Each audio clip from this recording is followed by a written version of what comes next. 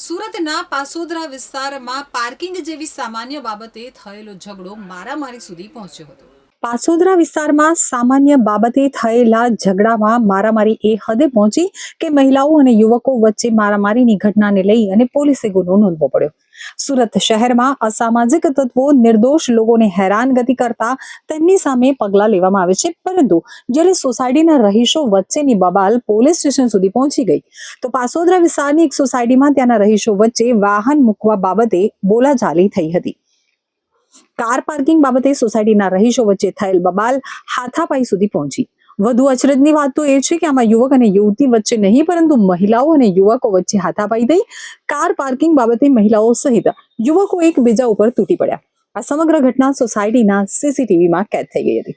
તો પાસોદરા વિસ્તારમાં મારામારીની ઘટનાને લઈ અને લસકાણા પોલીસે રાયોટિંગનો ગુનો નોંધ્યો છે. આ મામલો પોલીસ સ્ટેશન પહોંચ્યા બાદ કોર્ટ રૂમ સુધી પહોંચી શક્યો છે. તો બંને પક્ષો વચ્ચે સમજૂતી થાય તો જ આ મામલો થાળે પડી શકે તેમ છે. પાસોદરામાં કાર પાર્કિંગ બાબતે સોસાયટીના રહીશો બાખડ્યા હોવાની ઘટના બતાવે છે કે આજે લોકોમાં આક્રોશ વધ્યો છે. સામાન્ય બાબત શાંતિથી પતાવટ કરવાની હોય ત્યાં બબાલ મચાવી બીજા લોકોને પણ હેરાનગતિ કરી છે.